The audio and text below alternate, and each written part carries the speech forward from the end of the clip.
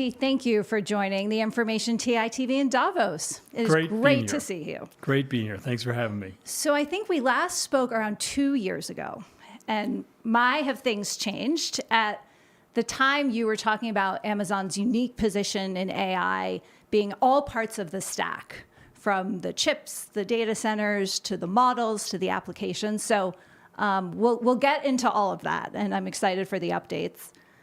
I wanted to start with shopping. You know, in recent weeks, we've seen OpenAI, Anthropic, many others try and make big pushes or big talk about the power to use their chatbots for commerce.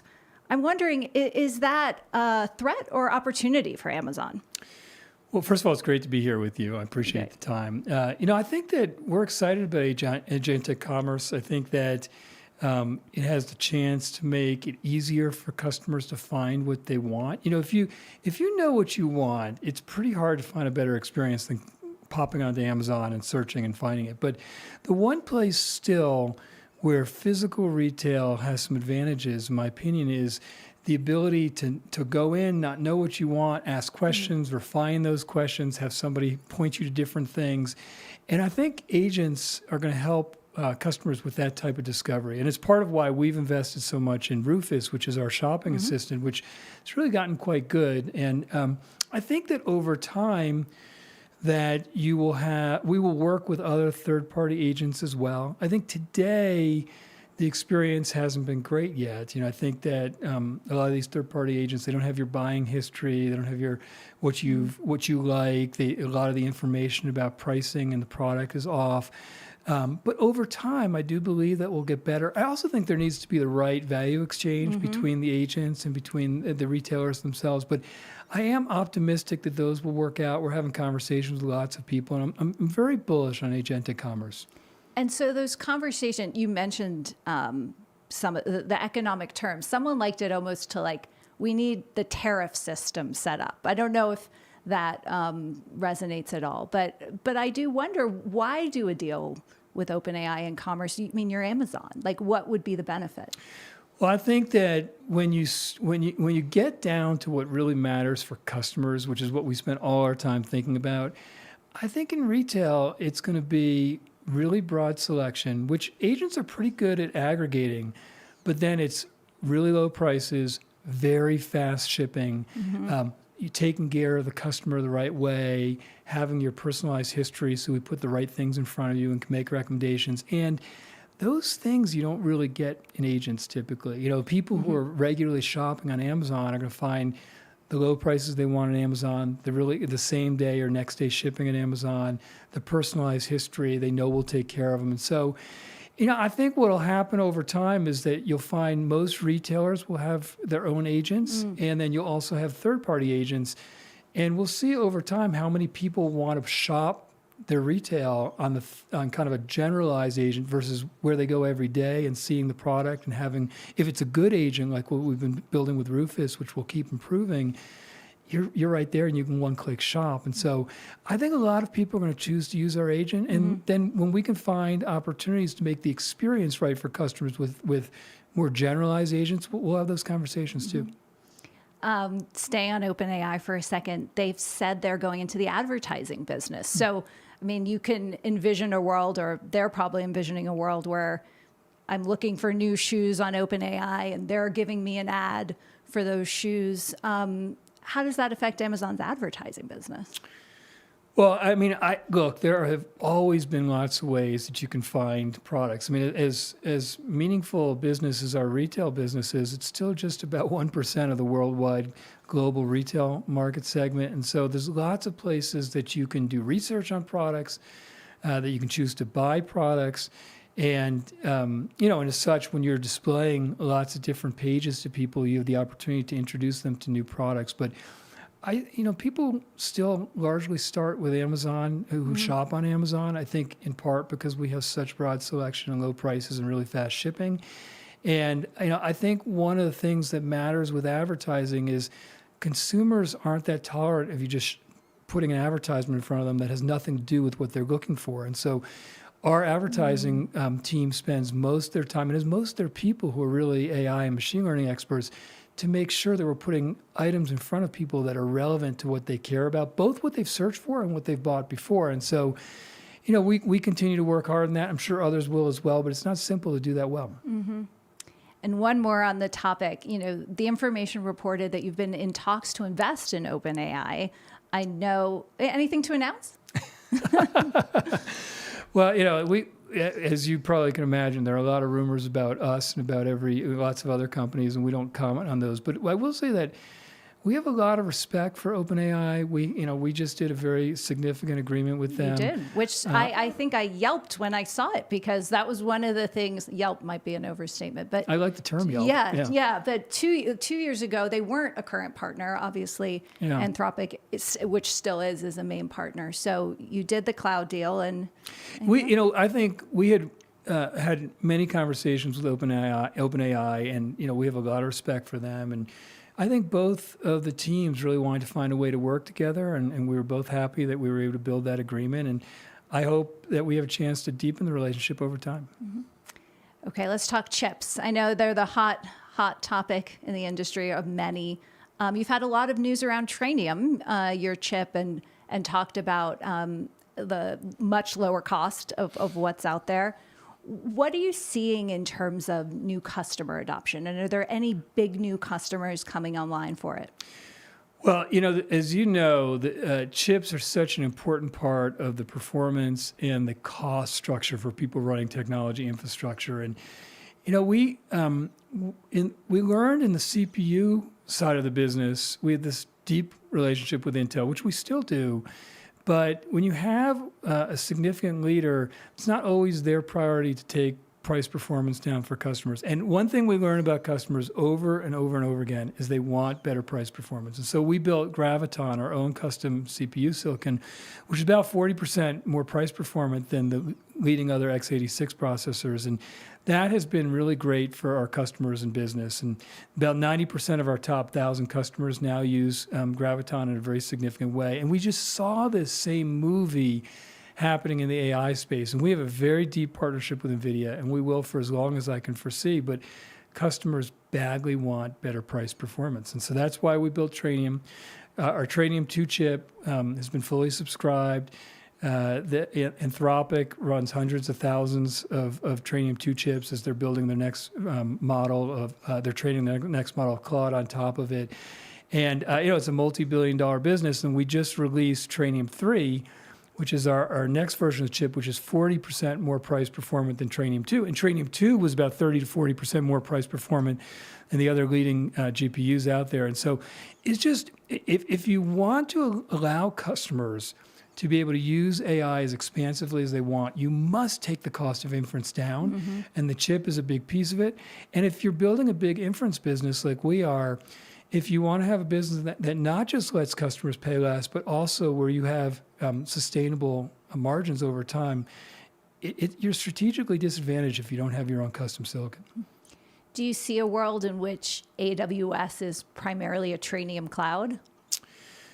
I suspect that as far as I can foresee, we're going to always have customers who want to run other chips, whether it's NVIDIA or AMD. That seems to be the one they want to run still. Yeah, I mean, you're gonna still see that, but I think you're seeing a pretty big shift in how people are using what chips they're using. I mean, if you just look at Bedrock, which is the significant part of our inference, Bedrock already is predominantly Trainium running underneath it. And so I suspect over time that you will see us have quite a bit of our usage as Trainium. And then I expect we'll have other chips that run very successfully for customers as well.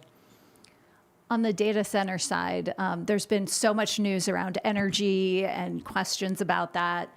President Trump said several days ago that he wants big tech companies to bring their own power, right, to be behind the meter. What's your reaction to that? And is that really going to increase the cost of building a data center? Well, we, as you know, we are building so many data centers right now. And we have, what's interesting, across the world, there is a power shortage at this point. And like a lot of other companies, we are doing everything we can to try and help find power because we have so much demand, both from companies that want to build AI apps and run applications in the cloud, and consumers that want to run the applications that we provide as well. And so we have tried to be very creative in how we've generated more power. We've done deals on the nuclear side. We have been the leading buyer of renewable energy over the last 5 years, every year for the last 5 years. We have a number of investments and projects that we've pursued. And so we're doing everything we can to help create more energy at an affordable cost. And so does this policy, you think, make a difference in terms of having to do another step change on the energy side, or it's already, specifically from the cost side, right? If you're standing up power independently as you're standing up a data center? I think we'll have to see. It's still early in this conversation, but we have always been prepared to bring the power to our data centers. You have to. It's not simple to just bring power, or the world would have a lot more power. Yeah. But we've always been prepared to do it. We have very significant demand. We want to do so in a way that is cost effective for us and for consumers in the different communities in which we operate. And so we're going to pursue every path that we can to create it. Mm-hmm. So last year was a big CapEx year across the board, certainly for Amazon, but really across the sector. And I wonder, as you're looking to continue to invest heavily, what kind of signals are you looking to try and anticipate demand, and just to understand, to try and get this equation as correct as possible? Yeah, it is a significant amount of capital. And the interesting part of the AWS business model, which is really different than our retail business model, is that you have to spend a lot of capital to invest in land and power and data centers and hardware and networking gear and chips in advance of when you can monetize it. And we tend to spend all that capital and expense that capital in the first year, even though they're often 25 to 30 year useful life assets. And so the faster that we grow on the AWS side, and this has always been true, it's just accelerated by what's happening on the AI side, the faster you grow, the more data centers you're building, the more hardware you're procuring, and the more capital you spend, and it impacts your free cash flow in the short term.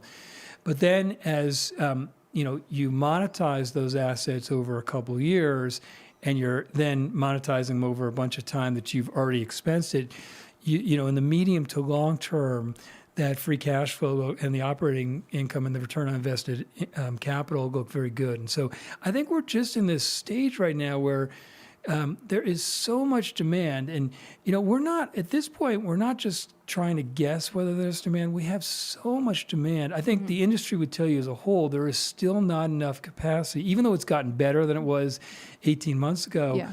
We could still be growing faster if we had more capacity. And so we have very good signals. We have very sophisticated models. We have some experience doing this from how fast we grew on, I'll call it the non-AI side or the core infrastructure side. So we have a lot of signals for that, and we believe it's going to be a really good return on invested capital for investors and shareholders, and for the company. So AWS still obviously very much in the lead when it comes to the cloud business, but your competitors are growing quickly as well, and we continue to see obviously Azure, Google Cloud make big strides. How do you feel about AWS's competitiveness, and what do you think you still have to do to maintain it? I feel really good about the way the business is growing, and most importantly, I feel really good about the customer experience we continue to provide for customers. I think the reason that we're the significant leader in the market segment is because we have broader functionality and capabilities than anybody else by a fair bit.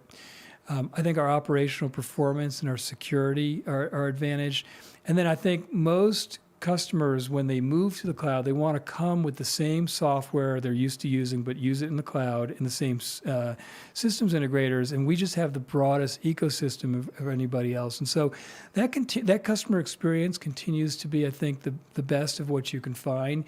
If you look at how we grew in the last quarter, it was our fastest growth in quite a while, but it's, sometimes people get confused by percentage, year-over-year percentage growth. Well, you're bigger and you're growing. It matters based on the foundation, the base. And so if you look at the absolute dollar growth, AWS grew by the most by a fair bit. And so we're continuing to extend that lead. And, I think in the AI space, I think customers are ultimately going to partner with the companies that have a full stack offering, everything from the models you need to build AI to the ability to customize those models earlier so that you can use your proprietary data, your secret sauce, to train your models earlier for your own applications and agents, the ability to build agents and to run them securely and scalably, the ability to use a bunch of different agents even if they're not your own, and the ability to have inference be much more cost effective through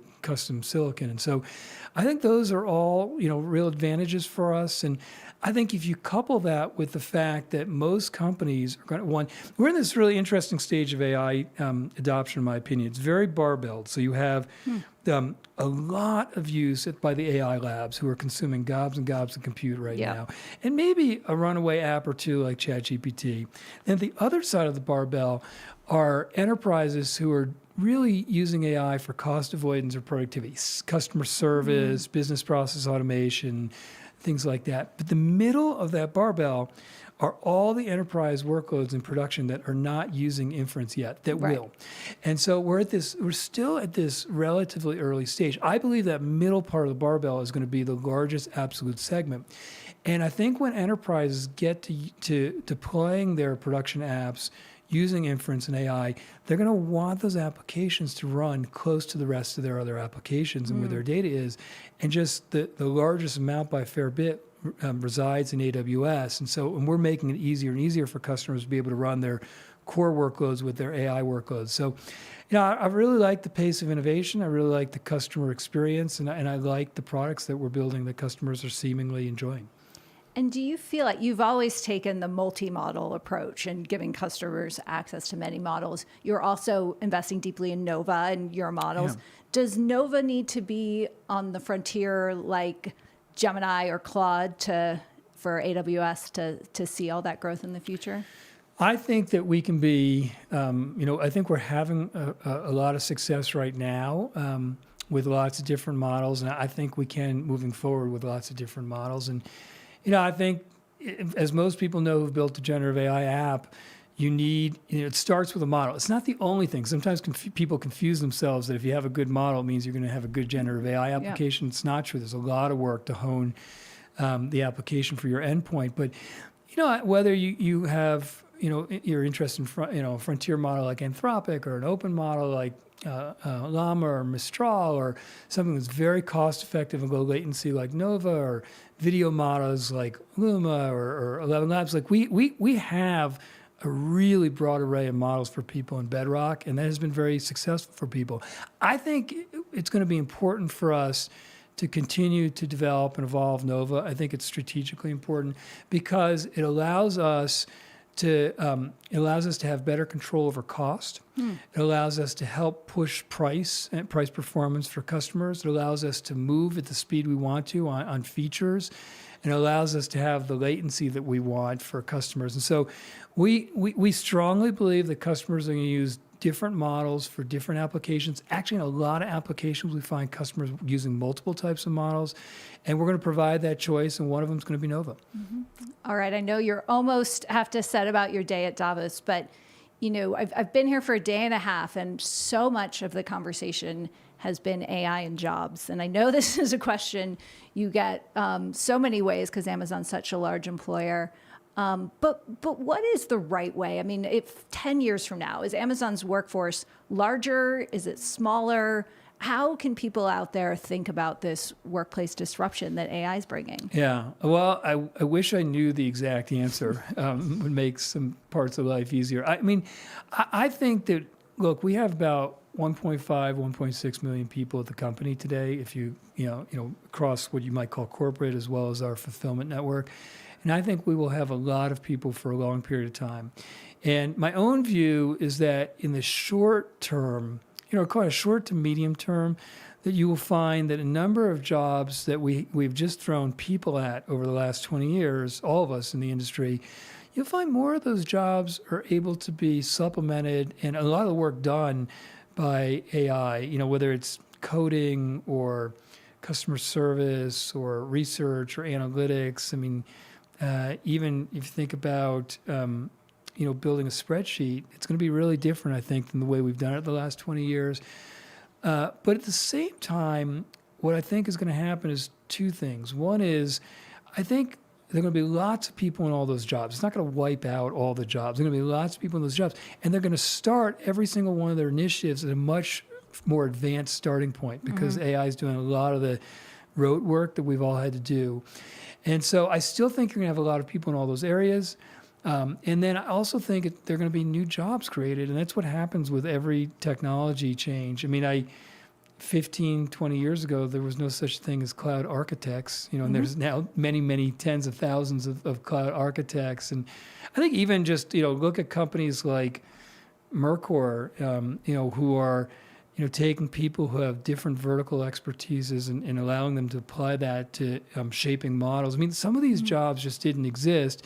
And we're all going to find all sorts of new jobs as we enter this kind of new era where we're using AI much more expansively. So, in any short period of time, you may have some disruption, but I do believe over the medium to long term that you're going to find that lots of new jobs are created and people's experiences and lives are going to be a lot better. And so if there have been layoffs at Amazon that you've described as of efficiency, of getting rid of bureaucracy and bringing back some of that startup ethos of Amazon. But so that's the way to think about anything like that, not AI is driving those. Well, at least right now, I think that when we announced some role reductions, people assumed it was just AI because AI is kind of in the ethos of everything right now. And they just weren't AI. They were really about our culture. And, for the longest time, I've been at Amazon 28 and a half years now. It has always been that we've hired... I like how you're counting the half. I don't often get that, but it's really just ticking through. Yeah. It's always been that we've hired really strong, ambitious, customer-focused people who were owners. And those owners got to own the two-way door decisions, which are the overwhelming majority of decisions that we make. And just what happens as you get bigger, I mean, we had very unusual growth in our retail business and our AWS business and what we were doing in ads. And so I think very understandably, we added a lot of people. And when you add a lot of people in a short period of time, you almost always choose to organize with a lot of different layers and managers. And it's kind of just makes it more digestible. But when you do so, you have unintended consequences, and some of which are that you end up taking ownership away from the owners. You've got the pre-meeting for the meeting. People don't show up with recommendations anymore because they know that the decision is going to get made 3 meetings later. Yeah. And that's not how we want to operate. We, as a leadership team, want to be the world's largest startup. And we are very convicted about that. And where we see layers stripping ownership, we're going to try and take those layers away. We're going to try and flatten it.